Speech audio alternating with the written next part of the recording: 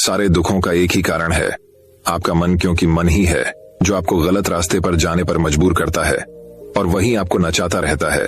लेकिन इस मन को आप 2 तारीखों से नियंत्रित करने का प्रयास कर सकते हैं। वह तरीका प्राचीन तरीका है। आज के इस वीडियो में हम उन्हीं तरीकों को कहानी के माध्यम से जानेंगे। तो बिना देर किए चलिए उन कहानियों की शुरुआत करते हैं। पहली कहानी, एक साधु। एक जंगल में एक साधु बहुत सालों से तपस्या कर रहा था। वह एक पेड़ के नीचे बैठकर अपनी तपस्या में मग्न था। उस जगह पर पानी की बाढ़ आ जाती है। सारे लोग इधर से उधर भाग रहे थे और यह साधु अपनी तपस्या में मग्न थे। इन्हें पता नहीं था कि पानी की बाढ़ आ चुकी है। जब एक आदमी वहां से भाग रहा था तो उसने इस साधु को देखा और इन्हें सावधान किया कि पानी की बाढ़ आ चुकी है। सारे लोग यहाँ से भाग रहे हैं, आप भी यहाँ से चलो। तो उस साधु ने कहा कि तुम जाओ, मुझे भगवान बचा लेगा। कुछ देर के बाद पानी साधु के गले तक आ गया। तभी वहां से कुछ लोग नाव में बैठकर भाग रहे थे। उन्होंने जब साधु को देखा तो उनसे कहा कि आप हमारे साथ नाव में बैठ जाओ, वरना आप डूब जाएंगे। लेकिन साधु ने फिर से वही कहा कि तुम जाओ, मुझे भगवान बचा लेगा। और वह लोग भी वहां से नाव लेकर चले गए। थोड़ी देर के बाद जब पानी बढ़ने लगा तो वह साधु एक पेड़ पर चढ़ गए। तभी वहां से एक हेलीकॉप्टर गुजर रहा था जो लोगों को बचा रहा था। जब उन्होंने इस साधु को देखा तो साधु की तरफ रस्सी फेंकी और उन्हें ऊपर आने को कहा। लेकिन साधु ने फिर से वही कहा कि तुम जाओ, मुझे भगवान बचा लेगा। और वह हेलीकॉप्टर वाले भी वहां से चले गए। धीरे धीरे पानी बढ़ने लगा और वह साधु पानी में डूबकर ही मर गया। जब वो मरने के बाद भगवान के पास पहुंचा तो उसने भगवान से कहा कि मैंने आपकी इतनी तपस्या की, इतना आपको रात दिन याद किया, आपने मुझे बचाया क्यों नहीं? तो भगवान ने कहा, अरे बेवकूफ, तुझे बचाने के लिए 3 बार मैंने ही तो उन तीनों इंसानों को भेजा था। एक बार पैदल, दूसरी बार नाव लेकर और तीसरे बार हेलीकॉप्टर लेकर। इस कहानी से हमें यह सीख मिलती है कि भगवान हमेशा किसी न किसी को जरिया बनाकर भेजते हैं हमारी मदद करने के लिए। लेकिन हम अपने घमंड में उन्हें पहचान नहीं पाते हैं और ऐसे मौके हाथ से गवा देते हैं। तो दोस्तों चलिए अब हमारे दूसरे कहानी की शुरुआत करते हैं। दूसरी कहानी, ये गांव में एक व्यापारी रहता था। उसकी एक खूबसूरत बेटी थी। एक बार उसे व्यापारी पर बहुत ज्यादा कर्ज हो गया था और जिस आदमी से उसे व्यापारी ने कर्ज लिया था वो उसी गांव का था और बहुत ही घटिया आदमी था। तो व्यापारी उस आदमी का कर्ज चुका नहीं पा रहा था। तो उस आदमी ने सारे गांव वालों को जमा किया और व्यापारी के घर पर जाकर व्यापारी से कहा कि अगर तुम मेरा कर्जा दे नहीं पा रहे हो तो अपनी बेटी की शादी मुझसे कर दो। यह सुनने के बाद भी वह व्यापारी चुप रहा क्योंकि वो मजबूर था और ये सारी बातें घर में बैठी उस व्यापारी की बेटी सुन रही थी। थोड़ी देर के बाद उस आदमी ने गांव वालों और व्यापारी से कहा कि ठीक है, मैं एक थैली में सफेद और एक काला पत्थर डालूंगा और इसकी बेटी को थैली में से कोई एक पत्थर निकालना पड़ेगा। अगर सफेद पत्थर निकला तो मैं कर्ज भी माफ कर दूंगा और इसकी बेटी से शादी भी नहीं करूंगा। लेकिन अगर काला पत्थर निकला तो कर्जा तो मैं माफ कर दूंगा, मगर इसको अपनी बेटी से मेरी शादी करवानी पड़ेगी।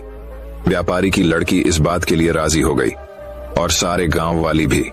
उस आदमी ने थैली के अंदर सबके सामने 2 पत्थर डाले, लेकिन बड़े ही चालाकी से उस आदमी ने दोनों ही पत्थर उस थैली में काले डाले थे। और यह व्यापारी की बेटी को दिख गया था कि थैली के अंदर दोनों ही पत्थर काले थे। अब वह लड़की सोच में पड़ गई थी कि मैं जो भी पत्थर निकालूंगी वह काले ही पत्थर होंगे और अगर काला पत्थर निकला तो कर्जा माफ हो जाएगा, लेकिन मुझे उससे शादी करनी पड़ेगी। और अगर मैंने सारे गांव वालों को यह बता दी कि इस आदमी ने थैली में दोनों ही पत्थर काले डाले हैं तो कर्जा भी माफ नहीं होगा और यह आदमी आज नहीं तो कल मेरे बाबा से बदला जरूर लेगा।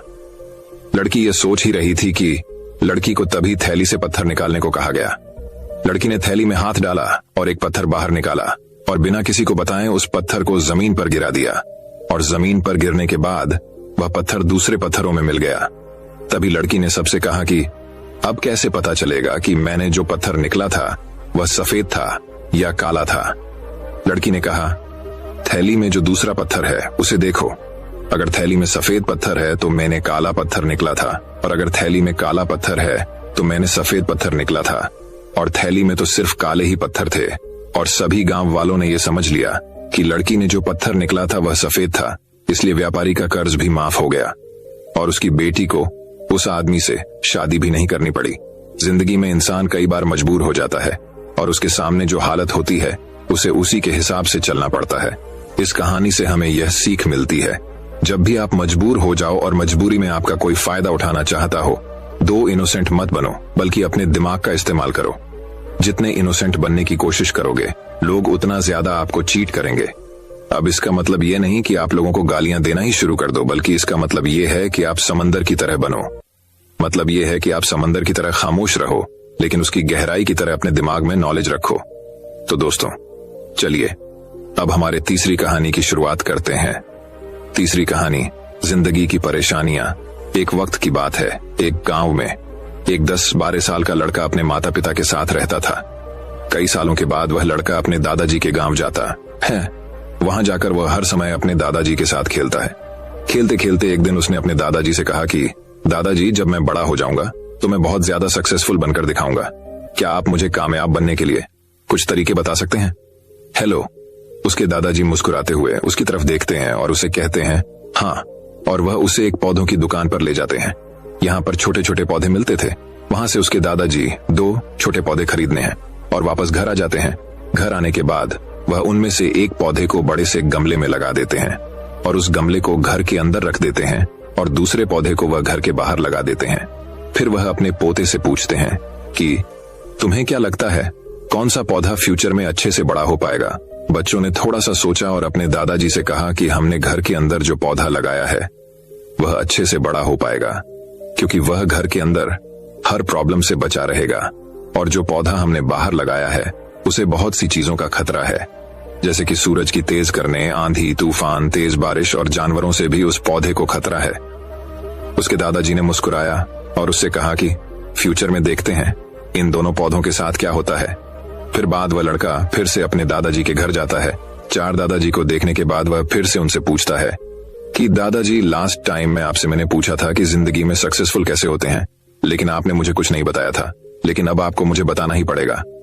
उसके दादाजी ने मुस्कुराते हुए उसे कहा जरूर, लेकिन सबसे पहले हम उन 2 पौधों को देखते हैं जो हमने कुछ साल पहले लगाया था। यह कहकर दादाजी उसे उसी जगह पर ले गए जहां उन्होंने घर के अंदर पौधा रखा था।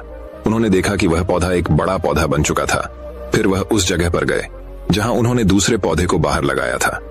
उन्होंने देखा कि वह छोटा सा पौधा अभी बहुत बड़ा और विशाल पेड़ बन चुका था, और उसकी जो टीनियां थी वह बहुत ही मजबूत और लंबी थी, और उसका साया पूरे मैदान पर पड़ रहा था। अब उस लड़के के दादाजी ने उसकी तरफ देखा और उससे कहा कि अब बताओ, कौन सा पौधा ज्यादा बड़ा और मजबूत चुका है, कौन सा पौधा ज्यादा सक्सेसफुल हुआ है? लड़के ने कहा वह पौधा जो हमने घर से बाहर लगाया था। लेकिन दादाजी, ये कैसे पॉसिबल है? इस पौधे ने कई डेंजर सिचुएशन सही होगी, इस पर कई प्रॉब्लम्स आई होगी, लेकिन फिर भी यह पौधा इतना बड़ा पेड़ कैसे बन गया? उसके दादाजी ने उसकी तरफ देखा और कहा तुमने ठीक कहा, जो ख्वाजा हमने बाहर लगाया था उसने कई प्रॉब्लम सही होगी, और उन्हीं प्रॉब्लम से लड़ते हुए वह इतना बड़ा और विशाल हो पाया है, और अब वह जितना चाहे उतना अपनी टहनियों को बड़ा कर सकता है, और जो तूफान और तेज बारिश जैसी प्रॉब्लम्स हैं वह उसकी टहनियों को और भी मजबूत बनाती है, और इसी वजह से आज वह एक बहुत विशाल पेड़ बन चुका है, और अब यह सारी प्रॉब्लम्स उसके सामने छोटी है। फिर उसके दादाजी ने उसकी तरफ देखा और उससे कहा कि बेटा, एक चीज हमेशा याद रखना, जब तक तुम अपनी लाइफ में स्ट्रगल नहीं करोगे, जब तक तुम डिफिकल्टीज से नहीं गुजारोगे, तब तक तुम अपनी लाइफ में सक्सेस को हासिल नहीं कर सकते हो।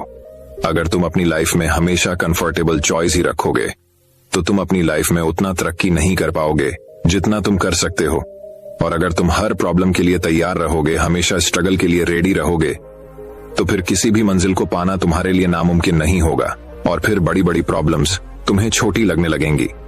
ये सुनने के बाद उसे लड़के ने एक गहरी सांस ली और फिर उसे विशाल और बड़े पेड़ की तरफ वो देखने लगा। उसके दादाजी के शब्द उसके दिमाग में घूम रहे थे। दोस्तों, प्रॉब्लम्स, रुकावट और डिफिकल्टी, इन चीजों को हम अपनी जिंदगी के दुश्मन समझते हैं, लेकिन यही रुकावटें, यही डिफिकल्टी हमें स्ट्रांग बनती है और हमारी जिंदगी में हमें ज्यादा सक्सेसफुल बनाती है। किसी ने कहा है कि अगर तुम्हारे लाइफ में कोई प्रॉब्लम नहीं आ रही है तो समझ जाओ कि आप गलत ट्रैक पर हो। तो दोस्तों, चलिए अब हमारे चौथी कहानी की शुरुआत करते हैं। चौथी कहानी, एक चिड़िया थी। उस चिड़िया ने अपना घोंसला किसान के खेत में बनाया था। कुछ दिनों बाद उस चिड़िया ने 2 अंडे दिए। कुछ दिनों के बाद उन अंडों में से 2 बच्चे निकले। अब चिड़िया रोज सुबह अपने बच्चों के लिए दाना चुगने के लिए जाती और शाम को वापस आती। अब हर रोज ऐसे ही होने लगा था। चिड़िया सुबह जाती और शाम को वापस आती। कई दिनों तक ऐसे ही चलता रहा। एक दिन जब चिड़िया अपने बच्चों को घोंसले में छोड़कर दाना चुगने के लिए गई थी तो उस खेत का मालिक वहां पर आता है और कहता है कि यहाँ पर तो बहुत सारी फसल बढ़ चुकी है, कल अपने बेटों को बोलकर इसको कटवा दूंगा। ये बोलकर उस खेत का मालिक वहां से चला जाता है। ये बात चिड़िया के बच्चों ने सुन ली थी। जब शाम को चिड़िया वापस आई, उसके बच्चों ने अपनी माँ से कहा कि आज खेत का मालिक आया था और वह कह रहा था कि कल अपने बेटों को बोलकर फसल कटवा दूंगा, और जब फसल कटेगी तो हमारा घोंसला भी टूट जाएगा।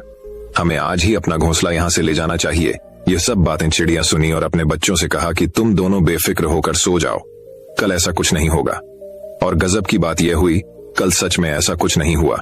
लगभग 1 हफ्ता गुजरने के बाद उस खेत का मालिक फिर आया और फसल को देखकर उसने फिर से वही कहा कि अब तो फसल काफी ज्यादा बढ़ चुकी है, कल तो मेरे नौकरों के हाथ से इसे कटवाना ही पड़ेगा। यह बोलकर वहां से चला गया।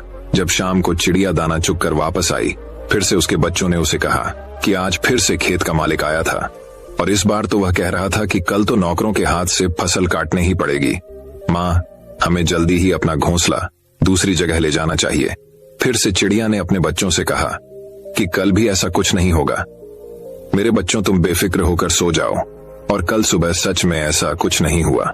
फिर लगभग 2 हफ्ते गुजरने के बाद उस खेत का मालिक फिर से अपनी खेत पर आया। उसने कहा कि अब तो कल आकर मुझे ही फसल काटनी पड़ेगी, और यह कहकर वो वहां से चला गया। फिर से जब शाम हुई और चिड़िया अपने घोंसले में आई, उसके बच्चे ने उससे कहा कि आज फिर से खेत का मालिक आया था और अब तो उसने यह कहा है कि कल वह खुद आकर फसल काटेगा। बस यह सुनने के बाद चिड़िया तुरंत अपने बच्चों समेत अपना घोंसला उठाकर बाजू के खेत में लेकर चली गई। जब दूसरा दिन निकला और सुबह हुई तो चिड़िया के बच्चों ने देखा कि वह किसान अपने खेत की फसल काट रहा था। यह देखने के बाद में बच्चों ने अपनी माँ से पूछा कि वो आपको कैसे पता था कि वह खेत का मालिक आज पक्का फसल कटेगा, हालांकि इससे पहले भी वह 2 बार यही कह कर गया था। चिड़िया ने अपने बच्चों की तरफ देखा और कहा, बच्चों, मेरी बात को ध्यान से सुनना। ये जो इंसान है ना, जब तक अपने काम को 2 बार टालता नहीं है तब तक उस काम को हाथ तक नहीं लगाता, फिर चाहे वह कितना भी छोटा काम हो। क्या चिड़िया ने अपने बच्चों से सही कहा? हाँ, बिल्कुल सही कहा। मैं आपको आपकी सबसे बड़ी प्रॉब्लम बताऊं। आपकी सबसे बड़ी प्रॉब्लम क्या है, क्या आपको पता है? तो मेरी बात को ध्यान से सुनना। आपकी सबसे बड़ी प्रॉब्लम यह है कि आपको लगता है कि आपके पास टाइम है। आप ऐसा सोचते हैं कि आपके पास बहुत वक्त है, जबकि इसका उल्टा है। आपके पास टाइम नहीं है, बल्कि आपको देर हो चुकी है। आपने बहुत टाइम कर दिया है। लोग कहां से कहां पहुंच गए हैं और आप अभी भी वहीं बैठकर यही सोच रहे हैं कि आपके पास बहुत टाइम है। इन सब की एक ही प्रॉब्लम है और वह है काम को कल पर टालना। और आज के दौर में हमारी यह आदत बन चुकी है। चाहे वह कितना ही छोटा काम क्यों ना हो, जब तक हम उसे कल पर नहीं टालते हैं तब तक हमें सुकून की नींद नहीं आती। अब काम को कल पर टालते रहते हैं, यह कहकर कि आज मूड नहीं है, इस काम को कल देखेंगे, कल करेंगे, और वह कल कभी आता ही नहीं है। और हम उस काम को भूल जाते हैं अपने दूसरे कामों में। हम अपने दूसरे कामों में बिजी हो जाते हैं। और वह दूसरे काम कौन से हैं? रील्स देखना, सोशल मीडिया चलाना, फालतू के वीडियो देखना, जिन वीडियो का न सर होता है और न पैर, मतलब कि मीनिंगफुल बात तो कुछ होती ही नहीं है उन वीडियो में। इस तरह की वीडियो में हम ना जाने कितना टाइम बर्बाद कर देती है, और जो हमारे इंपॉर्टेंट काम होते हैं उन्हें हम भूल जाते हैं।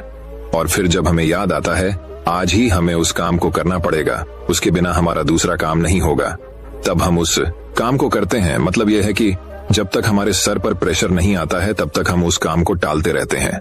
काम को टालना ऐसा ही है जैसे क्रेडिट।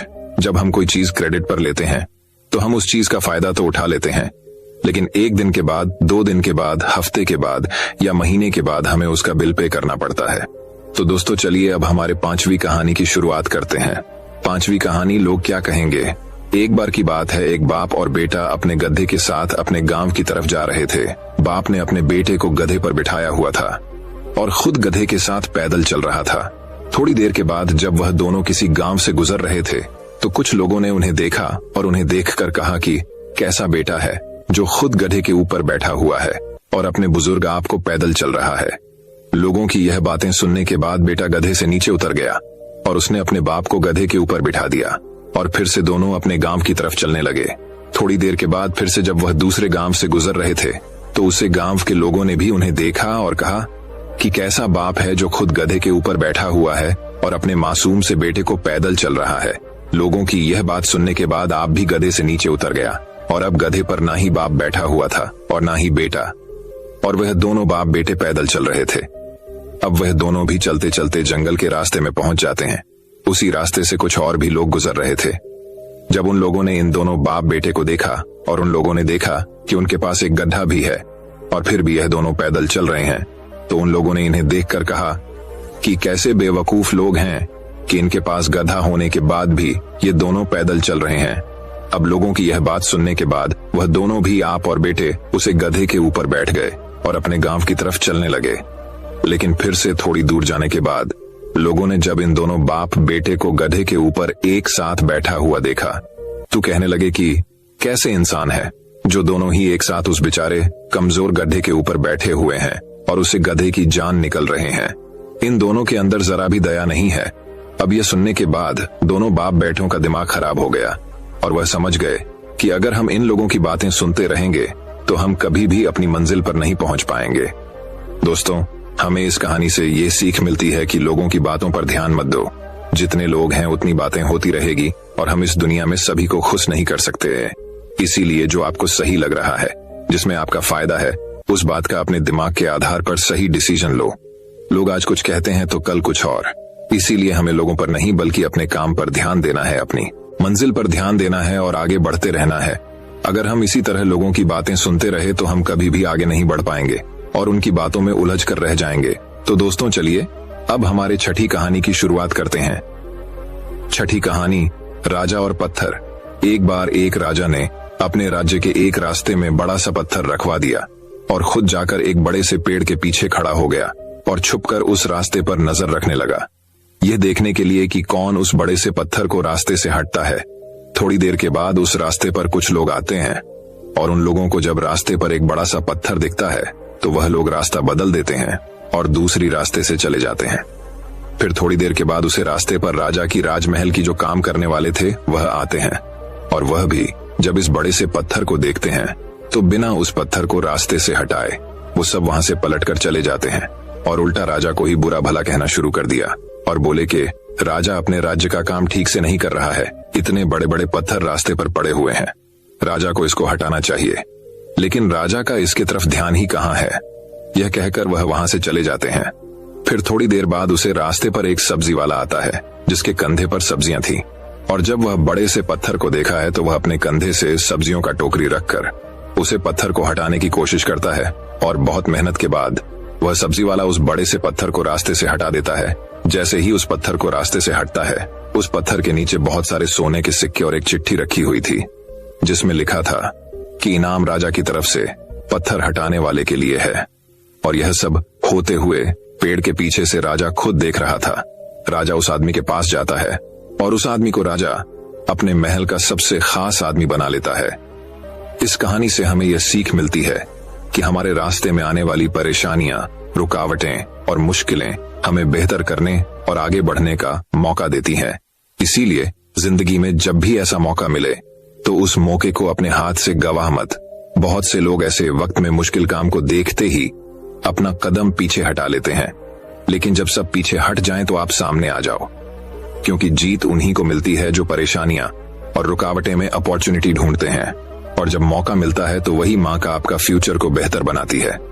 तो दोस्तों, चलिए अब हमारे 7वीं कहानी की शुरुआत करते हैं। 7वीं कहानी एक आलसी एक समय की बात है। एक गांव में एक आदमी रहता था।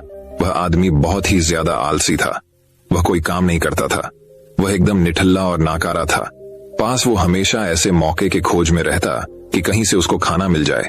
तो एक दिन जब वो आदमी खाने के लिए भटक रहा था, तभी उसे एक फ्रूट का बगीचा दिखता है। वह उस बगीचे से फ्रूटस चुराने के बारे में सोचता है। तभी वो बगीचे के अंदर चला जाता है और एक पेड़ पर चढ़ जाता है। लेकिन तभी अचानक वहां पर उस बगीचे का मालिक आ जाता है और वह इस आदमी को पेड़ पर चढ़ता हुआ देख लेता है। वह उस आदमी को चिल्लाते हुए नीचे आने को कहता है, लेकिन यह आलसी आदमी बगीचे के मालिक को देखकर डर जाता है और नीचे आने से मना कर देता है। तभी उस बगीचे का मालिक अंदर जाकर बड़ा सा डंडा लेकर आता है। यह देखकर वह आलसी आदमी तुरंत पेड़ से नीचे उतरता है और मालिक के उस तक पहुंचने से पहले ही वह जंगल की तरफ दौड़ने लगता है और जंगल में जाकर छुप जाता है। कुछ समय बीतने के बाद वह आलसी आदमी वहां से निकलता है और जंगल के रास्ते से जब वह गांव की तरफ जा रहा था तभी उसे एक लोमड़ी दिखती है जिसके सिर्फ 2 ही पैर थे और उसके 2 पैर टूटे हुए थे और वह जंगल में रेंगती हुई चल रही थी। यह देखने के बाद वह आलसी आदमी सोचता है कि यह लोमड़ी अब तक इस घने जंगल में जिंदा कैसे है। यह लोमड़ी भाग नहीं सकती, चल नहीं सकती, तो कैसे ही अपने लिए खाने का इंतजाम करती होगी और कैसी है लोमड़ी अपने आप को इस घने जंगल में दूसरे जानवरों से बचाती होगी। वह आलसी आदमी अभी यह सोच ही रहा था कि तभी अचानक से वहां पर शेर आ जाता है जिसके मुंह में मांस का एक टुकड़ा था और वह शेर उस अपाहिज लोमड़ी की तरफ बढ़ रहा था। शेर को देखकर दूसरे सारे जानवर वहां से भाग जाते हैं और अब वहां पर सिर्फ वह अपाहिज लोमड़ी रह जाती है और वह आलसी आदमी भी अपनी जान बचाने के लिए एक पेड़ पर चढ़ जाता है और फिर जो होता है उसे देखकर वह आलसी आदमी हैरान हो जाता है। वह शेर उसे गोश्त के टुकड़े को उस लोमड़ी के सामने छोड़ देता है और वहां से चला जाता है। अब वह लोमड़ी उस गोश्त के टुकड़े को खाने लग जाती है। आलसी आदमी यह देखकर हैरान हो जाता है और ऊपर वाले का प्लान देखकर वह मन ही मन खुश भी हो जाता है और तभी वह सोचता है कि ईश्वर के पास सबके लिए कोई ना कोई प्लान होता ही है और अगर ईश्वर के पास इस लोमड़ी के लिए प्लान है तो जरूर मेरे लिए भी उसके पास कोई ना कोई प्लान जरूर होगा। और तभी वह आलसी आदमी रोड के साइड में एक बड़ा सा पेड़ देखकर उसके नीचे बैठ जाता है, यह सोचकर कि मेरे लिए भी कोई ना कोई खाना लेकर जरूर आएगा। वह आदमी 2 दिन तक उस जगह पर बैठकर इंतजार करता है लेकिन कोई भी उसके लिए खाना लेकर नहीं आता। आखिरकार जब उसे भूख बर्दाश्त नहीं होती है तो खुद ही खाने की तलाश में निकल पड़ता है। वह रास्ते से जा ही रहा था कि तभी उसे रास्ते में एक बुजुर्ग आदमी मिलते हैं। वह आलसी आदमी उन बुजुर्ग से कहता है कि मुझे भूख लगी है, आपके पास कुछ खाने के लिए है तो मुझे दे दो। तभी वह बुजुर्ग आदमी उसको कुछ खाने और पीने को दे देते हैं। खाना खाने के बाद वह आलसी आदमी उन बुजुर्ग से कहता है कि मैं 2 दिन पहले जो देखा आप उस पर विश्वास नहीं करेंगे। मैं जंगल में एक अपाहिज लोमड़ी को देखा जिसे खुद शेर गोश्त लाकर दे रहा था खाने के लिए। मैंने सोचा कि ईश्वर के पास मेरे लिए भी कोई ना कोई प्लान जरूर होगा, लेकिन ईश्वर ने उस लोमड़ी पर अपनी दया दिखाई और मुझ पर नहीं। मेरे लिए कोई भी खाना लेकर नहीं आया और आखिरकार मुझे ही खुद खाने की तलाश में निकलना पड़ा। उस आलसी आदमी ने उन बुजुर्ग आदमी से पूछा कि मेरे साथ ही ईश्वर ने ऐसा क्यों किया। तभी उन बुजुर्ग आदमी ने मुस्कुराते हुए कहा, यह सच है कि ईश्वर के पास सभी के लिए कोई ना कोई प्लान तो जरूर होता है और तुम्हारे लिए भी है, लेकिन तुमने उसे गलत तरीके से समझ लिया। वह तुम्हें लोमड़ी नहीं बल्कि वह तुम्हें उस शेर की तरह बनाना चाहता था। दोस्तों, इस कहानी से हमें यह सीख मिलती है कि अगर हम हमारी लाइफ को ध्यान से देखें तो हमें यह पता चलेगा कि जिंदगी सबक से भरी पड़ी है और हर एक मोमेंट का एक डीप मीनिंग होता है। उस आलसी आदमी ने लोमड़ी को मदद लेते हुए देखा और सोचा कि लोमड़ी सिर्फ बैठी हुई है और वह सिर्फ इंतजार कर रही है कि कब उसके साथ अच्छी चीज होगी। लेकिन वह आदमी यह भूल गया था कि वह लोमड़ी मजबूर थी, लेकिन हम उस लोमड़ी की तरह मजबूर और लाचार नहीं है। ऊपर वाले ने हमें एबिलिटी दी है अपना काम करने की, बिल्कुल उस शेर की तरह। हमारे पास भी खुद की स्ट्रेंथ और कैपेबिलिटी है हमारी सिचुएशन को बदलने की, लेकिन उसके लिए आपको एफर्ट्स लेने पड़ेंगे, एक्टिव बनना पड़ेगा, तभी आप उस शेर की तरह बन पाएंगे। तो दोस्तों चलिए अब हमारे 8वीं कहानी की शुरुआत करते हैं। 8वीं कहानी, एक जाल। दोस्तों, बचपन से लेकर अभी तक हमें कुछ ऐसी बातें सिखा दी गई हैं, बल्कि हमारे दिमाग में बिठा दी गई है, फिट कर दी गई है, जिसका कि कोई मतलब ही नहीं है। और यह बातें हमें हमारी स्कूल में, हमारे घर पर, बल्कि हर जगह सुनाई देती है। वह कौन सी बातें हैं, कौन सी ऐसी बात की मैं बात कर रहा हूँ, वह आपको इस कहानी में सब कुछ समझ में आ जाएगा। एक बार एक पिंजरे में कुछ बंदरों को डाल दिया जाता है और उस पिंजरे में एक सीढ़ी लगा दी जाती है। उसके ऊपर कुछ केले लटका दिए गए। जैसे ही उस पिंजरे में कुछ बंदरों को डालते हैं, उनमें से एक बंदर सीढ़ी चढ़ के केले खाने की कोशिश करता है, लेकिन जैसे ही वह सीढ़ी पर कदम रखता है तो उन सब बंदरों के आंख में ठंडा पानी डाल दिया जाता है। इसकी वजह से हो फिर नीचे उतर आता है। फिर उसके बाद एक दूसरा बंदर कोशिश करता है। वह जैसे ही सीढ़ी पर कदम रखता है तो उन तमाम बंदरों पर ठंडा पानी डाल दिया जाता है। अब वह बंदर भी नीचे आ जाता है। सारे बंदरों को अब यह बात समझ में आ जाती है कि सीढ़ी पर चढ़ते ही हमारे ऊपर ठंडा पानी डाला जाता है। फिर कुछ समय बाद उस पिंजरे में से एक पुराने वाले बंदर को निकालकर और एक नए वाले बंदर को डाल दिया जाता है। नया वाला बंदर जैसे ही पिंजरे में जाता है तो उस केले देखता है और वह बंदर केले खाने के लिए सीढ़ी पर जैसे ही कदम रखता है कि सारे बंदर मिलकर उसकी पिटाई कर देते हैं। बंदर को यह बात समझ में नहीं आती है कि मेरी पिटाई क्यों हुई, इसके पीछे क्या वजह है। बंदर को कुछ समझ में नहीं आता है। फिर थोड़ी देर के बाद उस पिंजरे में से एक पुराने वाले बंदर को निकाल दिया जाता है और फिर एक नए वाले बंदर को डाल दिया जाता है। और उस बंदर को भी जैसे ही पिंजरे में डालते ही उसे केले दिखते हैं, और वो जैसे ही उसको खाने के लिए सीढ़ी में चढ़ने की कोशिश करता है तो सारे बंदर मिलकर उसकी धुलाई कर देते हैं। और धुलाई करने वाले बंदरों में से वह बंदर भी शामिल होता है जो पिछली बार पीटा गया था। इसको भी पता ही नहीं था कि मेरी पिटाई क्यों की गई है, और इस बार उसने भी सारे बंदरों के साथ मिलकर उस नए वाले बंदर की पिटाई कर दी।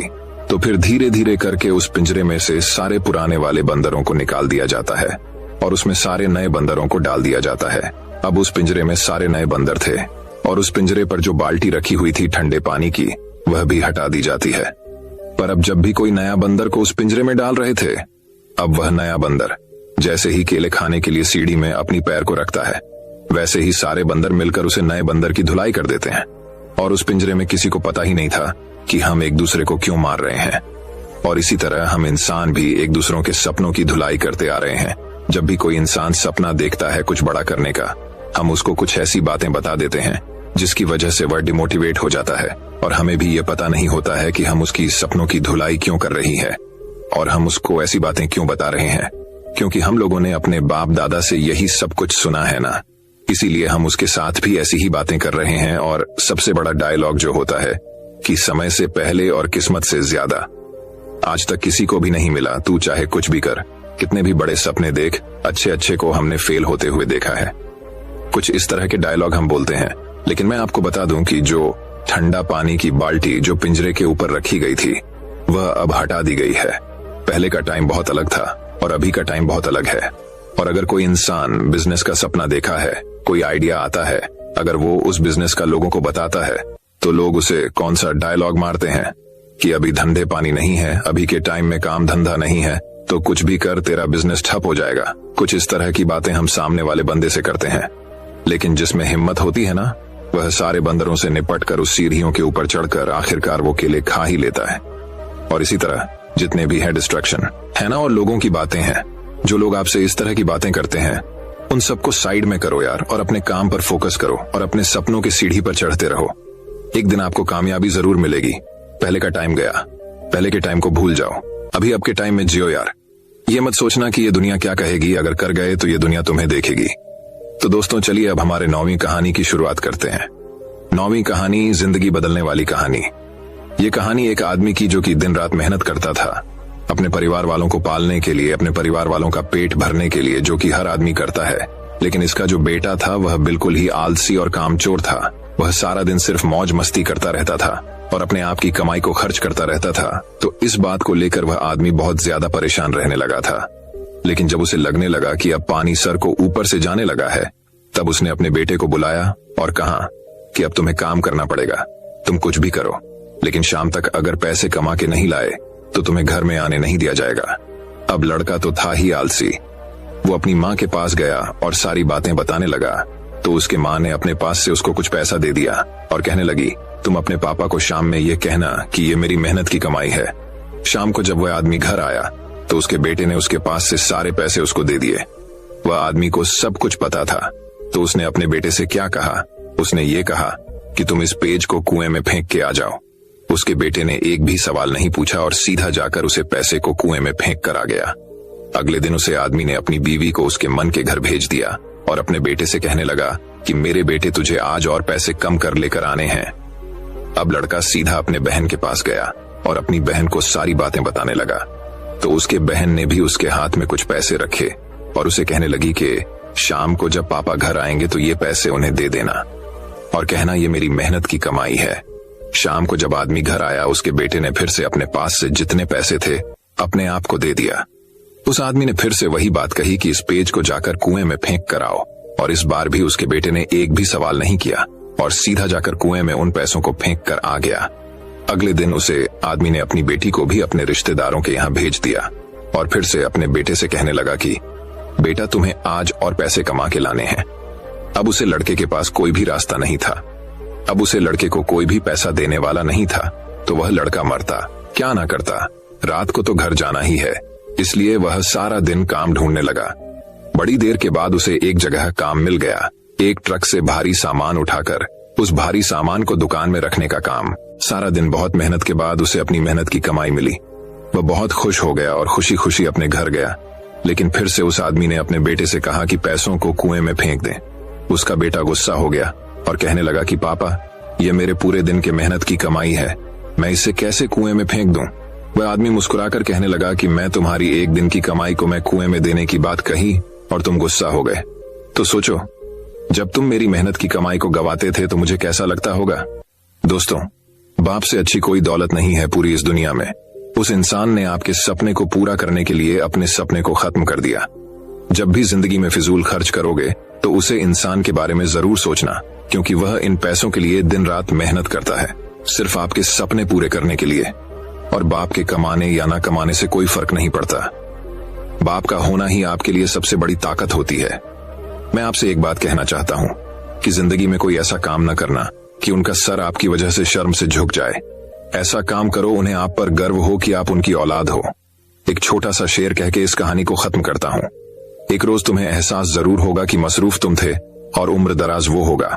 एक रोज तुम्हें एहसास जरूर होगा कि मसरूफ तुम थे और उम्र दराज वह होगा जिसकी उंगली का सहारा पकड़कर चला करते थे। आज वही छड़ी का तलबगार होगा और जिसके सदके में जी रहे हो आज, वह ना रहा तो क्या होगा। पर अभी भी वक्त बचा है कुछ खास तुम्हारे पास। कब तक? जब अब तक के बाप का साया तुम्हारे साथ होगा।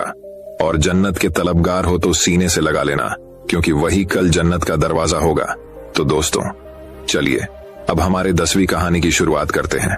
10वीं कहानी दोस्तों बात बहुत समय पहले की है। विशाल नगर राज्य में एक राजा राज करता था। उसकी केवल एक आंख और एक पैर था। इन कमजोरियों की बात भी वह एक कुशल, दयालु और बुद्धिमान शासक था। उसके शासन में प्रजा बहुत खुशहाल जीवन व्यतीत कर रही थी। एक दिन की बात है, राजा अपने महल के गलियारे से टहल रहा था। सहसा उसकी दृष्टि गलियारे की दीवार पर लगे चित्रों पर पड़ी। वे चित्र उसके पूर्वज के थे। उन चित्रों को देख राजा के मन में विचार आया कि भविष्य में जब उसके उत्तराधिकारी महल के उस गलियारे से टहलेंगे तो उन चित्रों को देख अपने पूर्वजों का स्मरण करेंगे। राजा का चित्र अब तक उस दीवार पर नहीं लगा था। अपनी शारीरिक अक्षमताओं के कारण वह नहीं जानता था कि उसका चित्र कैसा दिखेगा, लेकिन उस दिन उसने सोचा कि उसे भी अपना चित्र उस दीवार पर लगवाना चाहिए। अगले दिन उसने अपने राज्य के श्रेष्ठ चित्रकारों को दरबार में आमंत्रित किया। दरबार में उसने घोषणा की कि वह महल में लगवाने के लिए अपना सुंदर चित्र बनवाना चाहता है। जो उसका सुंदर चित्र बना सकता है वह चित्रकार आगे आए। चित्र जैसा बनेगा वैसा ही उस चित्रकार को इनाम दिया जाएगा। दरबार में उपस्थित चित्रकार अपनी कला में निपुण थे, लेकिन राजा की घोषणा सुनने के बाद वे सोचने लगे कि राजा तो काना और लंगड़ा है, ऐसे में उसका सुंदर चित्र कैसे बन पाएगा। चित्र सुंदर नहीं दिखा तो हो सकता है राजा क्रोधित होकर उन्हें सजा दे दे। यह विचार किसी को आगे आने का साहस न दे सका। सब कोई न कोई बहाना बनाकर वहां से चले गए। वहां मात्र एक युवा चित्रकार खड़ा रहा। राजा ने उससे पूछा, क्या तुम मेरा चित्र बनाने को तैयार हो? युवा चित्रकार ने हामी भर दी। राजा ने उसे अपना चित्र बनाने की आज्ञा दे दी। अगले ही दिन से वह चित्रकार राजा का चित्र बनाने में जुट गया। कुछ दिनों बाद चित्र बनकर तैयार था। जब चित्र के अनावरण का दिन आया तो दरबार में दरबारी सहित वे सभी चित्रकार भी उपस्थित हुए, जिन्होंने राजा का चित्र बनाने से इनकार कर दिया था। सभी उत्सुकता से चित्र के अनावरण की प्रतीक्षा कर रहे थे। जब चित्र का अनावरण हुआ तो राजा सहित सबके मुंह खुले के खुले रह गए। चित्र बहुत ही सुंदर बना था। उस चित्र में राजा दोनों तरफ पैर कर घोड़े पर बैठा हुआ था, जिसे एक ओर से चित्रित किया था और उसमें राजा का एक ही पैर नजर आ रहा था। साथ ही राजा धनुष चढ़ाकर एक आंख बंद कर निशाना साध रहा था, जिससे उसके काने होने की कमजोरी छुप गई थी। यह चित्र देख राजा बहुत प्रसन्न हुआ। चित्रकार ने अपनी बुद्धिमत्ता से उसकी अक्षमताओं को छुपाकर एक बहुत सुंदर चित्र बनाया था। राजा ने उसे पुरस्कृत करने के साथ उसे अपने दरबार का मुख्य चित्रकार बना दिया। दोस्तों, ये कहानी हमें ये शिक्षा प्रदान करती है कि जीवन में आगे बढ़ना है तो हमें सदा सकारात्मक सोच रखना चाहिए। विषम परिस्थितियों में भी सकारात्मक दिशा में सोचने से किसी भी समस्या का समाधान आसानी से हो जाता है। तो दोस्तों, चलिए अब हमारे 11वीं कहानी की शुरुआत करते हैं। 11वीं कहानी वही। अब एक और कहानी कुछ इस प्रकार शुरू होती है। प्राचीन समय की बात है। रमण नगर राज्य में एक राजा राज करता था। उसका राज्य खुशहाल था। धन धान्य की कोई कमी नहीं थी। राजा और प्रजा खुशी खुशी अपना जीवन यापन कर रहे थे। एक वर्ष उस राज्य में भयंकर अकाल पड़ा। पानी की कमी से फसलें सूख गईं। ऐसी स्थिति में किसान राजा को लगान नहीं दे पाए। लगान प्राप्त न होने के कारण राजस्व में कमी आ गई और राजकोष खाली होने लगा। ये देख राजा चिंता में पड़ गया। हर समय वह सोचता रहता कि राज्य का खर्च कैसे चलेगा। अकाल का समय निकल गया, स्थिति सामान्य हो गई, किंतु राजा के मन में चिंता घर कर गई। हर समय उसके दिमाग में यही रहता कि राज्य में पुनः अकाल पड़ गया तो क्या होगा। इसके अतिरिक्त भी अन्य चिंताएं उसे घेरने लगी। पड़ोसी राज्य का भय, मंत्रियों का षड्यंत्र जैसी कई चिंताओं ने उसकी भूख प्यास और रातों की नींद छीन ली। वह अपनी इस हालत से परेशान था, किंतु जब भी वह राजमहल के माली को देखता तो आश्चर्य में पड़ जाता। दिन भर मेहनत करने के बाद वह रूखी सूखी रोटी भी छक्कर खाता और पेड़ के नीचे मजे से सोता। कई बार राजा को उससे जलन होने लगती। एक दिन उसके राज दरबार में एक सिद्ध साधु पधारे।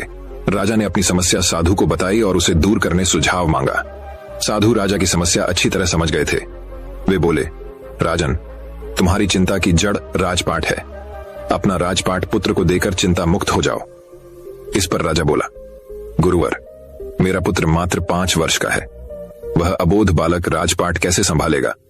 तो फिर ऐसा करो कि अपनी चिंता का भार तुम मुझे सौंप दो। साधु बोले। राजा तैयार हो गया और उसने अपना राजपाट साधु को सौंप दिया। इसके बाद साधु ने पूछा, अब तुम क्या करोगे?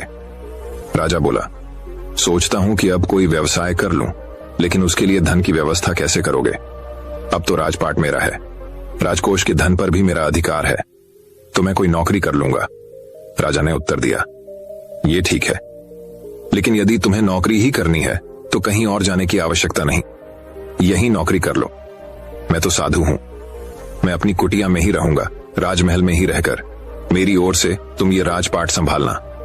राजा ने साधु की बात मान ली और साधु की नौकरी करते हुए राजपाट संभालने लगा। साधु अपनी कुटिया में चले गए। कुछ दिन बाद साधु पुनः राजमहल आए और राजा से भेंट कर पूछा, कहो राजन, अब तुम्हें भूख लगती है या नहीं और तुम्हारी नींद का क्या हाल है?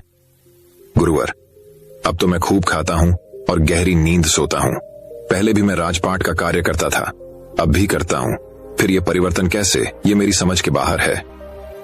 राजा ने अपनी स्थिति बताते हुए प्रश्न भी पूछ लिया। साधु मुस्कुराते हुए बोले, राजन, पहले तुमने काम को बोझ बना लिया था और उस बोझ को हर समय अपने मांस पटल पर ढोया करते थे, किंतु राजपाट मुझे सौंपने के उपरांत तुम समस्त कार्य अपना कर्तव्य समझकर करते हो, इसलिए चिंता मुक्त हो।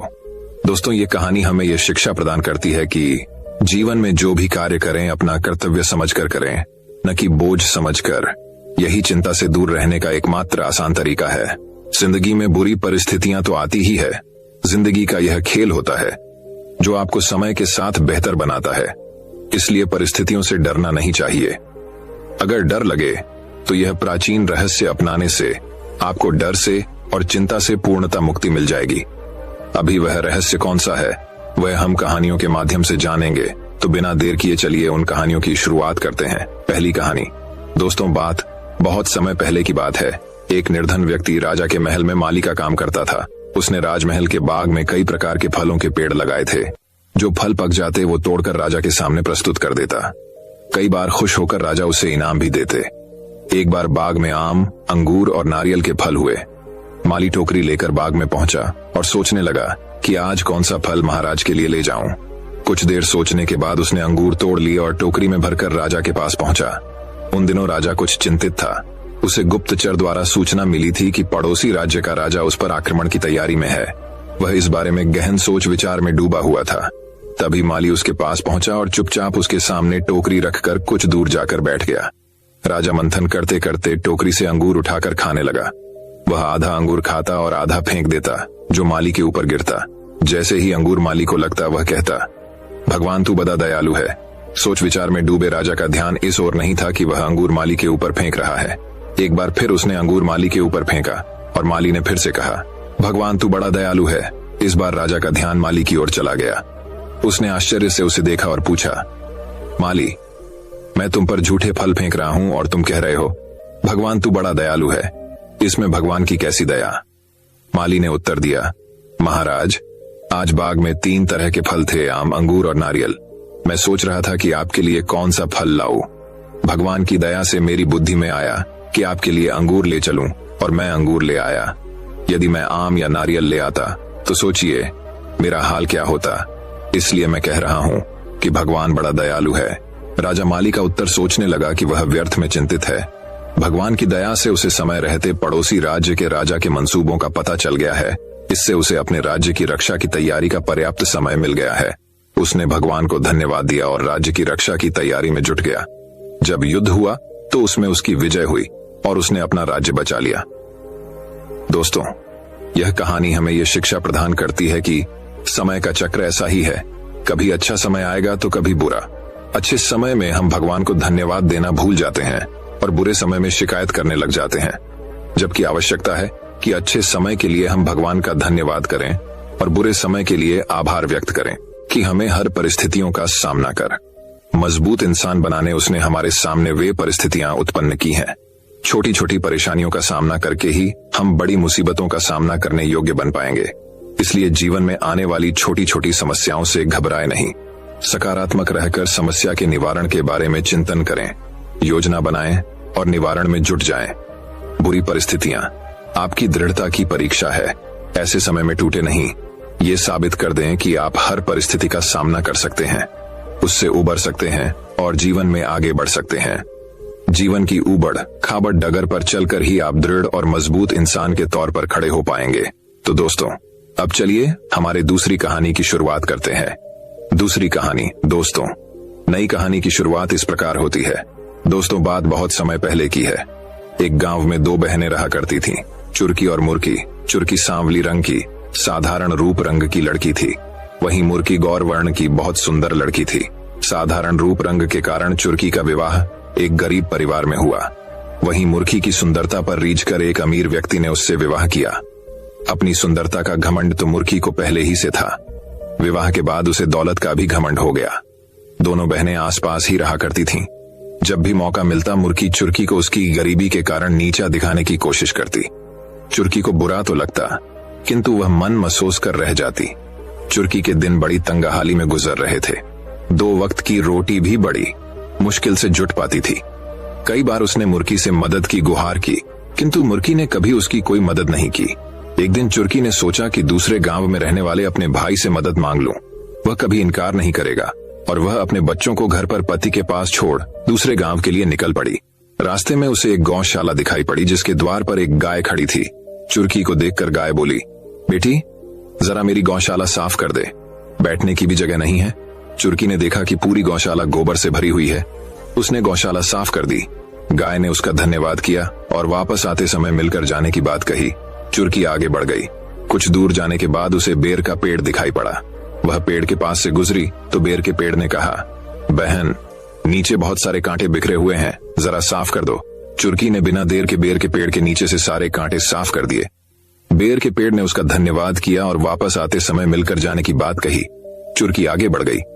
आगे बढ़ने पर उसे एक बूढ़ी अम्मा दिखाई पड़ी, जो सिर पर भारी टोकरी ले जा रही थी। चुरकी ने उससे पूछा, कहाँ जा रही हो अम्मा? गांव तक जा रही हूँ बेटी, बूढ़ी अम्मा ने जवाब दिया। मैं भी गांव जा रही हूँ, लाओ अपनी टोकरी मुझे दे दो, चुरकी ने कहा और बूढ़ी अम्मा के सिर से टोकरी ले ली। दोनों साथ साथ गांव पहुंची। चुरकी ने बूढ़ी अम्मा के घर तक टोकरी छोड़ी और अपने भाई के घर पहुंच गई, मगर उस समय भाई घर पर नहीं था। वह अपनी भाभी से मिली और उसे अपने घर के हालात बताकर मदद की गुहार लगाई। भाभी ने उसे घर से भगा दिया। दुखी होकर वह अपने गांव वापस लौटने लगी। रास्ते में उसी बूढ़ी अम्मा का घर पड़ा। बूढ़ी अम्मा ने उसे अपने घर बुलाया और कुछ खाने को दिया, फिर अपनी टोकरी देकर विदा कर दिया। रास्ते में चुरकी ने टोकरी पर ढका कपड़ा हटाया तो हैरान रह गई। टोकरी सोने चांदी से भरी थी। वह चलते चलते बेर के पेड़ के पास पहुंची। बेर के पेड़ ने उसे रोका और कहा, मेरे तने की खोह में तुम्हारे लिए उपहार है। चुरकी ने खोह में हाथ डाला। वहां उसे हीरे जवाहरात की पोटली मिली।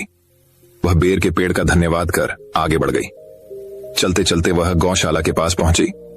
वहां गाय उसका इंतजार कर रही थी। उसने अपने गले में बंधी सोने की घंटी उसे दे दी। चुरकी जब घर पहुंची तो सारी चीजें अपने पति और बच्चों को दिखाई। वे सभी बहुत खुश हुए। उनके दिन फिर गए। वे गांव के अमीर लोगों में शुमार हो गए। ये देखकर मुर्की जल उड़ गई। एक दिन उसने चुरकी के बच्चों को अपने घर बुलाया और उनसे पूछा कि वे उतने अमीर कैसे बन गए। बच्चों को कुछ पता नहीं था। वे बोले, माँ, मामा के घर से उपहार लाई। मुर्की ने सोचा कि जरूर उसके भाई ने चुरकी को उपहार में ढेर सारा रुपया पैसा दिया होगा। उसने भी अपने भाई के घर जाने का फैसला कर लिया। अगले दिन वह भाई के गांव के लिए निकल पड़ी। रास्ते में उसे गौशाला के सामने खड़ी गाय दिखी। गाय ने उससे गौशाला साफ करने का निवेदन किया, जिसे ठुकराकर मुरक्की आगे बढ़ गई। आगे उसे बेर का पेड़ दिखा, जिसने उससे कांटे साफ करने का निवेदन किया, किंतु मुर्की मुंह बनाकर आगे बढ़ गई। गांव के बाहर उसे वही बूढ़ी अम्मा दिखाई पड़ी, जो टोकरी सिर पर रखकर घर जा रही थी।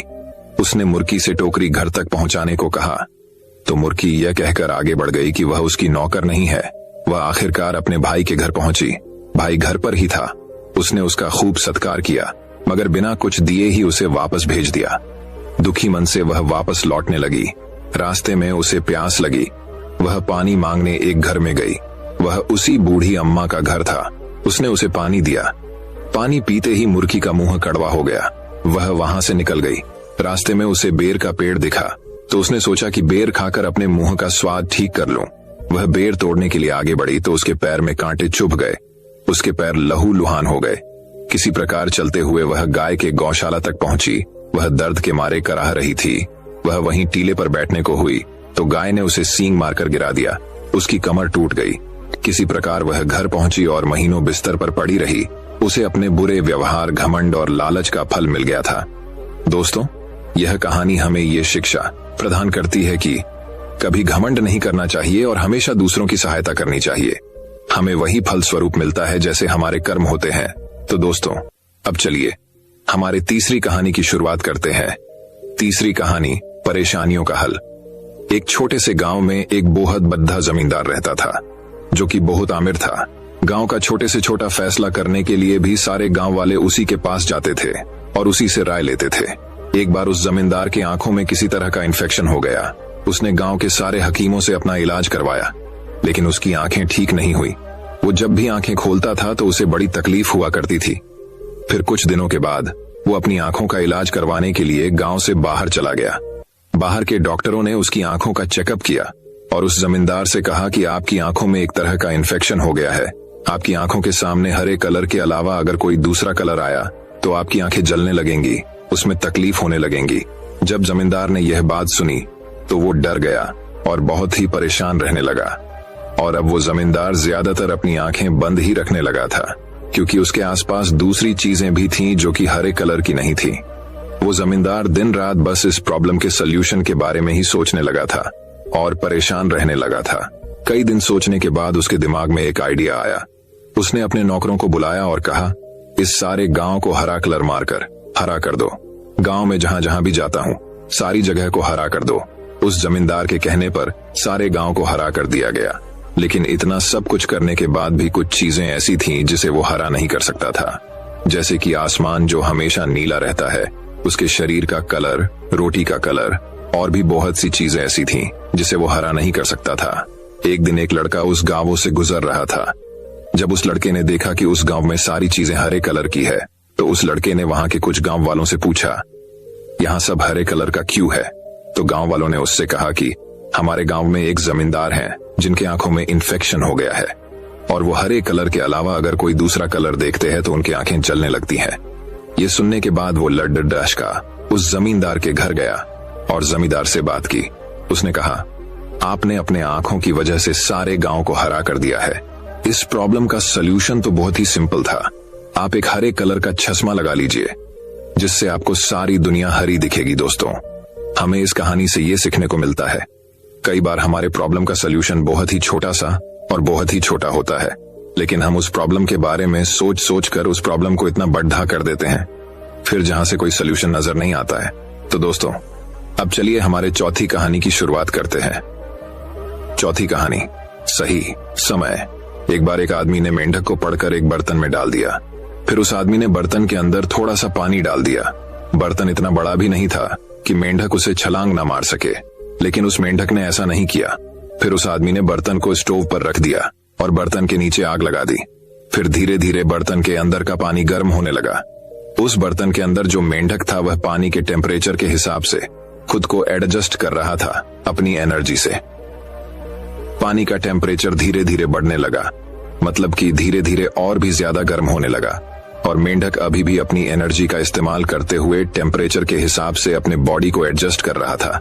अब एक समय ऐसा आया कि वह पानी बहुत ही ज्यादा गर्म हो चुका था और मेंढक की सारी एनर्जी भी खत्म हो चुकी थी और अब वह मेंढक चाह के भी बर्तन से बाहर नहीं निकल सकता था और उस बर्तन से छलांग नहीं मार सकता था, क्योंकि उसके अंदर अब उतनी एनर्जी ही नहीं बची थी कि वह छलांग मारकर वह बर्तन से बाहर निकल आए, क्योंकि उसने अपनी सारी एनर्जी शुरुआत में ही पानी के टेम्परेचर के साथ एडजस्ट करने में लगा दी थी और अब उस मेंढक के अंदर कुछ भी एनर्जी नहीं बची थी, जिसकी वजह से वह मेंढक उसी पानी में ही मर गया। इस कहानी से हमें यह सीख मिलती है कि अगर वह मेंढक चाहता तो शुरुआत में ही छलांग मारकर उस बर्तन से बाहर आ सकता था, क्योंकि बर्तन ज्यादा बाद भी नहीं था, लेकिन उसने ऐसा नहीं किया। उसने अपनी सारी एनर्जी एक ही जगह पर लगा दी थी, पानी के टेम्परेचर के साथ खुद को एडजस्ट करने में, और जब आखिर में उसके पास कोई ऑप्शन नहीं बचा सिवाय उस बर्तन से बाहर निकलने में, तब वह ऐसा कर नहीं सका, क्योंकि उसकी अंदर की सारी एनर्जी खत्म हो चुकी थी। मेंढक की मौत किस वजह से हुई? गर्म पानी की वजह से नहीं, मौत हुई सही समय पर छलांग न करने की वजह से। हम भी इसी तरह अच्छे वक्त का इंतजार करते रहते हैं। अच्छे वक्त का इंतजार मत करो, बस छलांग लगा दो।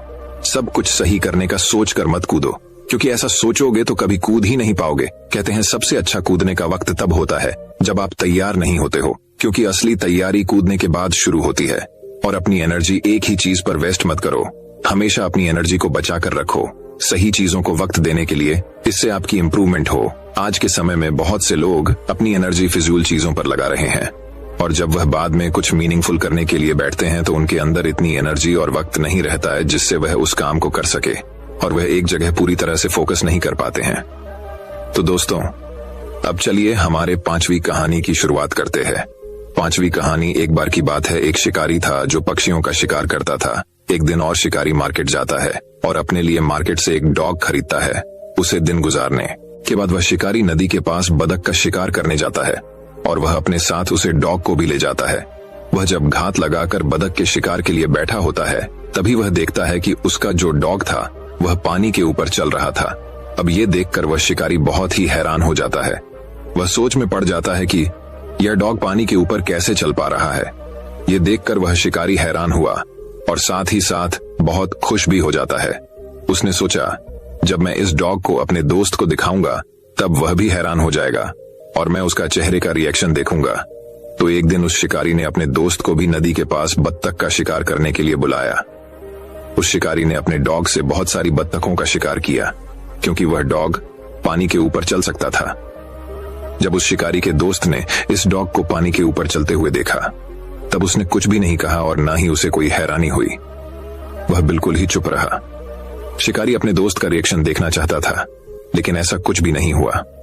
शिकारी बतख का शिकार करने के बाद शिकारी और उसका दोस्त जब घर गए तो शिकारी ने अपने दोस्त से पूछा, क्या तुमने मेरे डॉग में कुछ अलग चीज देखी? शिकारी के दोस्त ने कहा कि हाँ, मैंने तुम्हारे डॉग में एक अलग चीज तो देखी है। शिकारी ने उससे पूछा कि कौन सी चीज देखी? उसके दोस्त ने उसकी तरफ देखकर जवाब दिया और कहा कि मैंने देखा कि तुम्हारे डॉग को तैरना नहीं आता है और वह कभी तैरना सीख भी नहीं सकता है। ये तुम्हारे डॉग में बहुत बड़ी कमी है। इस कहानी से मैं बहुत बड़ी सीख मिलती है और वह यह है कि आप इस दुनिया में कुछ भी कर लो, कितना भी बेहतर कर लो, कितना भी अलग कर लो, लेकिन लोग कोई ना कोई कमी तो निकाल ही लेते हैं। इतिहास में बहुत से ऐसे महान लोग गुजरे हैं जिन्होंने बहुत अलग और बहुत बेहतर काम किया है, लेकिन आज भी कुछ लोग उन्हें गालियां देते हैं और उनमें कमियां निकालते हैं। तो लोगों की बातों पर ज्यादा ध्यान मत दो, क्योंकि आप उनको कितना भी बेहतर खाना पकाकर खिला दो, वह अलग से नमक जरूर मांगेंगे और खाने के बाद भी उस खाने में 100 तरह की खामियों और कमी निकलेंगे। जरूर, अगर आपको जिंदगी में आगे बढ़ना है तो ये मत देखो कि लोग क्या कहते हैं। अगर आप सबकी सुनने लगोगे तो फिर आप अपनी कब सुनोगे? तो अगर आप इस कहानी को और भी लोगों तक पहुंचाना चाहते हैं तो इस स्टोरी को दूसरे लोगों तक शेयर करिए। अगर आपको इससे कुछ सीखने को मिला हो तो हमें कमेंट में जरूर बताइए। तो दोस्तों, अब चलिए हमारे छठी कहानी की शुरुआत करते हैं। छठी कहानी एक वक्त की बात है। एक बार एक स्कूल में नए सर आए हुए थे। वह सर किसी भी चीज को बहुत ही इंटरेस्टिंग तरीके से पढ़ाते और समझते थे। तो एक बार वह सर क्लास के अंदर आते हैं। वह क्लास स्टूडेंट से पूरी भरी हुई थी। सर के हाथ में एक बड़ा सा जार था। उस जार को देखकर स्टूडेंट्स को कुछ समझ नहीं आया। सर ने उस जार को एक टेबल पर रख दिया और अपने बैग से कुछ बड़े पत्थरों को निकाला और उन पत्थरों को उस बड़े से जार के अंदर डालना शुरू कर दिया। उन्होंने उस जार के ऊपर तक उन पत्थरों को डाल दिया था। अब उस जार के अंदर एक भी पत्थर नहीं जा सकता था। फिर सर ने सारी स्टूडेंट की तरफ देखकर उनसे पूछा कि क्या यह जार पूरा भर चुका है? सारे बच्चों ने सर की तरफ देखकर कहा, हाँ, यह जार पूरा भर चुका है। बच्चों का यह जवाब सुनने के बाद सर ने अपने बैग से कुछ छोटे छोटे कंकरियों को निकाला और उस जार के अंदर उन छोटे कंकरियों को डालने लगे। वो एक हाथ से जार में कंकरियों को डाल रहे थे और एक हाथ से जार को हिला रहे थे ताकि कंकरियां उस जार के अंदर अपनी जगह बना लें। अब उस जार के अंदर बड़े पत्थरों के बीच में जो गैप था, छोटे कंकरियों ने गैप के अंदर जगह बना ली थी। सर ने उन छोटे कंकारियों को भी जार के ऊपर तक भर दिया और फिर से सारी स्टूडेंट की तरफ देखकर कहा, क्या अब ये जार पूरी तरह से भर चुका है? इस बार सभी स्टूडेंट्स खामोश थे और बोलने के लिए हिचकिचा रहे थे, लेकिन फिर भी कुछ स्टूडेंट्स ने हाँ में जवाब दिया और सर की तरफ देखकर कहा, यस सर, यह जार अब भर चुका है। तभी सर ने इस बार अपने बैग से एक डिब्बा निकाल जिसमें रेत भरी हुई थी और फिर उस जार को रेत से भरने लगे। फिर रेत जार के छोटे छोटे गैप में जाकर बैठ गई जो कंकर और पत्थरों के बीच में थी। सर ने रेत को भी जहर के ऊपर तक भर दिया और फिर से स्टूडेंट से पूछा, अब क्या यह जार भर चुका है? तभी एक स्टूडेंट खड़ा हुआ और उसने सर से कहा, नहीं सर, उस जार को एक बार हिलाओ। फिर सर ने उस जार को हिलाया। हिलाने के बाद जार में रेत थोड़ा सा नीचे को फिसल गई। सर ने जार के ऊपर फिर से रेत डाल दी और उसे ऊपर तक भर दिया। सर ने उस लड़के की तरफ देखकर कहा, क्या अब यह जार भर चुका है? इस बार सभी स्टूडेंट्स जार को देखकर संतुष्ट हो गए और सभी ने हाँ कहा। तभी सर ने अपने बैग से पानी की एक बोतल निकाली और पानी को उस जार के अंदर डालने लगे। पानी भी उस जार के अंदर जाता जा रहा था और सारे स्टूडेंट हैरानी से ये देख रहे थे। सर जार में पानी तब तक डालते रहे जब तक पानी जार से बाहर गिरने नहीं लगा। सारे स्टूडेंट यह देखकर खामोश थे। तभी सर ने समझने वाले अंदाज में सारे स्टूडेंट की तरफ देखकर कहा, इन सारी चीजों से भरा यह जार हमारी जिंदगी की तरह है और ये जो बड़े पत्थर है जो मैंने इस जार में सबसे पहले डाले थे वो हमारी जिंदगी की इंपॉर्टेंट चीजों की तरह है, जैसे कि हमारी फैमिली, हमारे दोस्त, हमारी हेल्थ। अगर बाकी सब कुछ हमसे छीन जाए, हमसे छूट जाए और यह हमारे साथ हो, फिर भी हमारा जार भरा ही रहेगा, हमारी जिंदगी भरी रहेगी। और कांकरियां हमारी जिंदगी की वो दूसरी चीज होती है जो हमारे लिए जरूरी होती है, जैसे हमारी जब, हमारा घर और हमारी गाड़ी, और रेत जो है वह हमारी जिंदगी की आम और मामूली चीजों को रिप्रेजेंट करती। बस इन्हीं चीजों के बीच हमारी जिंदगी घूमती रहती है। लेकिन अगर उस जार में हम रेत या कंकर को पहले डाल दें, तब जार में उन पत्थरों के लिए जगह नहीं बचेंगे।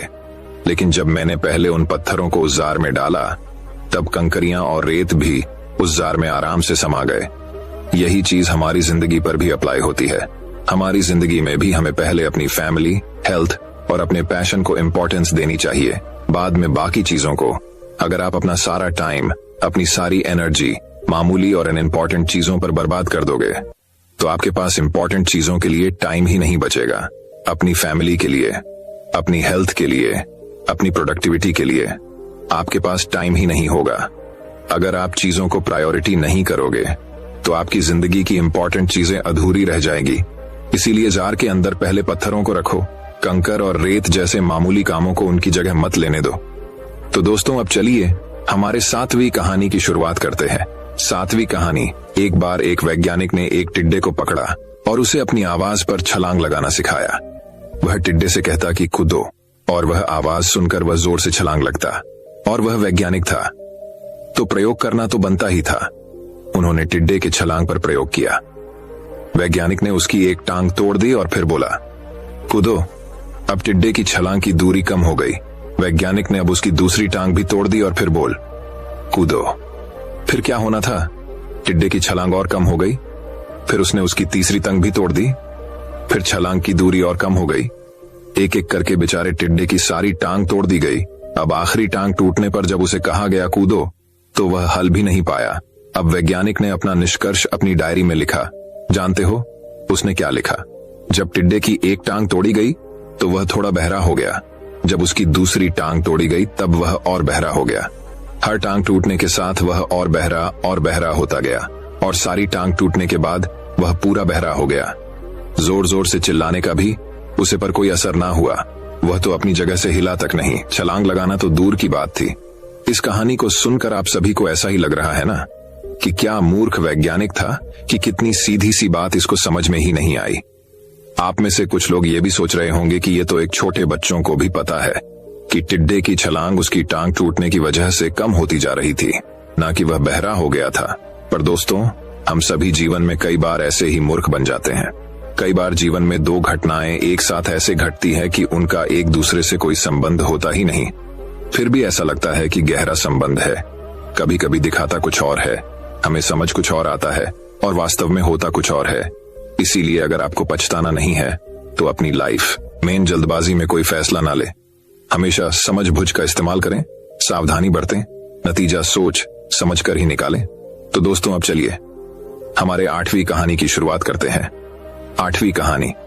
यह कहानी है एक लड़के की जिसको शक्कर खाने की बुरी आदत थी। बस दिन रात शक्कर ही खाया करता था और उसके शक्कर खाने की वजह से उसकी माँ बहुत परेशान रहती, क्योंकि कोई चीज अगर ज्यादा भी हो जाए तो उसके भी साइड इफेक्ट होते हैं। तो इस बात को लेकर उसकी माँ परेशान रहती थी और उस लड़के को बार बार शक्कर खाने के लिए मना करती थी। लेकिन वह लड़का अपनी माँ की बात नहीं सुनता था। तो उसी गांव में एक बाबा जी रहते थे जिनको लड़का बहुत मानता था और उनकी हर एक बात मानता था। तो उसकी माँ ने सोचा कि बाबा जी से कहने लगाऊंगी कि आप इसे शक्कर खाने से मना कीजिए। उसने अपने बेटे को बाबा जी के पास लेकर गई।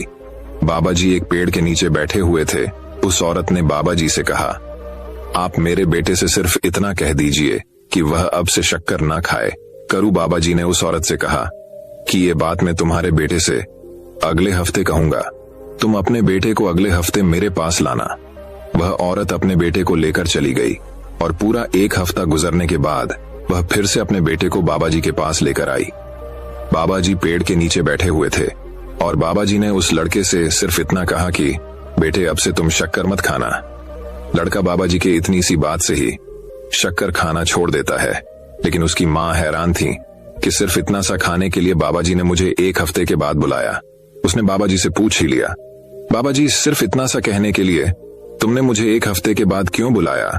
बाबा जी का जवाब थोड़ा ध्यान से पढ़िएगा। बाबा जी ने कहा कि एक हफ्ता पहले मैंने भी शक्कर खाना नहीं छोड़ा था। दोस्तों, एक है कि अगर हम दुनिया को बदलना चाहते हैं तो पहले हमें खुद बदलना पड़ेगा। दोस्तों, आप लोगों ने ज्यादातर देखा होगा घर में जो बड़े लोग होते हैं वह अपने से उम्र में छोटे लोगों को ही आप बच्चों को कहते हैं ये काम मत करो, लेकिन वह खुद करते हैं। जो बदलाव हम संसार में लाना चाहते हैं वही बदलाव पहले हमें खुद में लाना पड़ेगा। तो दोस्तों, अब चलिए हमारे 9वीं कहानी की शुरुआत करते हैं। 9वीं कहानी। एक बार की बात है, एक शिकारी था जो पक्षियों का शिकार करता था। एक दिन और शिकारी मार्केट जाता है और अपने लिए मार्केट से एक डॉग खरीदता है। उसे दिन गुजारने के बाद वह शिकारी नदी के पास बतख का शिकार करने जाता है और वह अपने साथ उसे डॉग को भी ले जाता है। वह जब घात लगाकर बतख के शिकार के लिए बैठा होता है तभी वह देखता है कि उसका जो डॉग था वह पानी के ऊपर चल रहा था। अब ये देखकर वह शिकारी बहुत ही हैरान हो जाता है। वह सोच में पड़ जाता है कि यह डॉग पानी के ऊपर कैसे चल पा रहा है। ये देखकर वह शिकारी हैरान हुआ और साथ ही साथ बहुत खुश भी हो जाता है। उसने सोचा, जब मैं इस डॉग को अपने दोस्त को दिखाऊंगा तब वह भी हैरान हो जाएगा और मैं उसका चेहरे का रिएक्शन देखूंगा। तो एक दिन उस शिकारी ने अपने दोस्त को भी नदी के पास बत्तख का शिकार करने के लिए बुलाया। उस शिकारी ने अपने डॉग से बहुत सारी बत्तखों का शिकार किया क्योंकि वह डॉग पानी के ऊपर चल सकता था। जब उस शिकारी के दोस्त ने इस डॉग को पानी के ऊपर चलते हुए देखा तब उसने कुछ भी नहीं कहा और न ही उसे कोई हैरानी हुई। वह बिल्कुल ही चुप रहा। शिकारी अपने दोस्त का रिएक्शन देखना चाहता था लेकिन ऐसा कुछ भी नहीं हुआ। शिकारी बतख का शिकार करने के बाद शिकारी और उसका दोस्त जब घर गए तो शिकारी ने अपने दोस्त से पूछा, क्या तुमने मेरे डॉग में कुछ अलग चीज देखी? शिकारी के दोस्त ने कहा कि हाँ, मैंने तुम्हारे डॉग में एक अलग चीज तो देखी है। शिकारी ने उससे पूछा कि कौन सी चीज देखी? उसके दोस्त ने उसकी तरफ देखकर जवाब दिया और कहा कि मैंने देखा कि तुम्हारे डॉग को तैरना नहीं आता है और वह कभी तैरना सीख भी नहीं सकता है। ये तुम्हारे डॉग में बहुत बड़ी कमी है। इस कहानी से मैं बहुत बड़ी सीख मिलती है और वह ये है कि आप इस दुनिया में कुछ भी कर लो, कितना भी बेहतर कर लो, कितना भी अलग कर लो, लेकिन लोग कोई ना कोई कमी तो निकाल ही लेते हैं। इतिहास में बहुत से ऐसे महान लोग गुजरे हैं जिन्होंने बहुत अलग और बहुत बेहतर काम किया है, लेकिन आज भी कुछ लोग उन्हें गालियां देते हैं और उनमें कमियां निकालते हैं। तो लोगों की बातों पर ज्यादा ध्यान मत दो, क्योंकि आप उनको कितना भी बेहतर खाना पकाकर खिला दो, वह अलग से नमक जरूर मांगेंगे और खाने के बाद भी उस खाने में 100 तरह की खामियों और कमी निकलेंगे। जरूर, अगर आपको जिंदगी में आगे बढ़ना है तो यह मत देखो कि लोग क्या कहते हैं। अगर आप सबकी सुनने लगोगे तो फिर आप अपनी कब सुनोगे। तो दोस्तों, अब चलिए हमारे 10वीं कहानी की शुरुआत करते हैं। 10वीं कहानी एक वक्त की बात है। एक बार एक स्कूल में नए सर आए हुए थे। वह सर किसी भी चीज को बहुत ही इंटरेस्टिंग तरीके से पढ़ाते और समझते थे। तो एक बार वह सर क्लास के अंदर आते हैं। वह क्लास स्टूडेंट से पूरी भरी हुई थी। सर के हाथ में एक बड़ा सा जार था। उस जार को देखकर स्टूडेंट्स को कुछ समझ नहीं आया।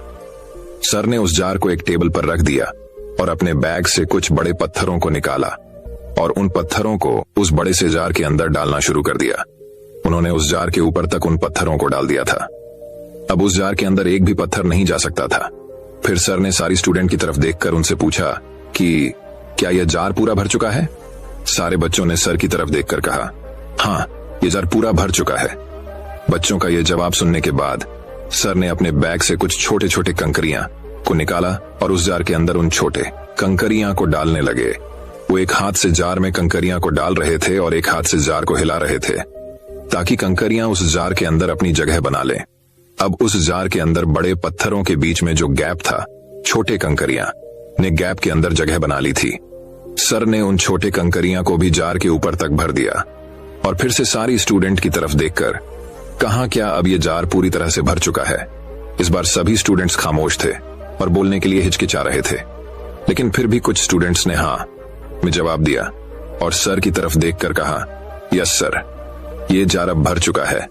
तभी सर ने इस बार अपने बैग से एक डिब्बा निकाल जिसमें रेत भरी हुई थी और फिर उस जार को रेत से भरने लगे। फिर रेत जार के छोटे छोटे गैप में जाकर बैठ गई जो कंकर और पत्थरों के बीच में थी। सर ने रेत को भी जहर के ऊपर तक भर दिया और फिर से स्टूडेंट से पूछा, अब क्या ये जार भर चुका है। तभी एक स्टूडेंट खड़ा हुआ और उसने सर से कहा, नहीं सर, उस जार को एक बार हिलाओ। फिर सर ने उस जार को हिलाया। हिलाने के बाद जार में रेत थोड़ा सा नीचे को फिसल गई। सर ने जार के ऊपर फिर से रेत डाल दी और उसे ऊपर तक भर दिया। सर ने उस लड़के की तरफ देखकर कहा, क्या अब यह जार भर चुका है। इस बार सभी स्टूडेंट इस जार को देखकर संतुष्ट हो गए और सभी ने कहा। तभी सर ने अपने बैग से पानी की एक बोतल निकाली और पानी को उस जार के अंदर डालने लगे। पानी भी उस जार के अंदर जाता जा रहा था और सारे स्टूडेंट हैरानी से ये देख रहे थे। सर जार में पानी तब तक डालते रहे जब तक पानी जार से बाहर गिरने नहीं लगा। सारे स्टूडेंट ये देखकर खामोश थे। तभी सर ने समझने वाले अंदाज में सारे स्टूडेंट की तरफ देखकर कहा, इन सारी चीजों से भरा ये जार हमारी जिंदगी की तरह है और ये जो बड़े पत्थर है जो मैंने इस जार में सबसे पहले डाले थे वो हमारी जिंदगी की इंपॉर्टेंट चीजों की तरह है, जैसे कि हमारी फैमिली, हमारे दोस्त, हमारी हेल्थ। अगर बाकी सब कुछ हमसे छीन जाए, हमसे छूट जाए और ये हमारे साथ हो, फिर भी हमारा जार भरा ही रहेगा, हमारी जिंदगी भरी रहेगी। और कांकरियां हमारी जिंदगी की वो दूसरी चीज होती है जो हमारे लिए जरूरी होती है, जैसे हमारी जब, हमारा घर और हमारी गाड़ी, और रेत जो है वह हमारी जिंदगी की आम और मामूली चीजों को रिप्रेजेंट करती है। बस इन्हीं चीजों के बीच हमारी जिंदगी घूमती रहती है।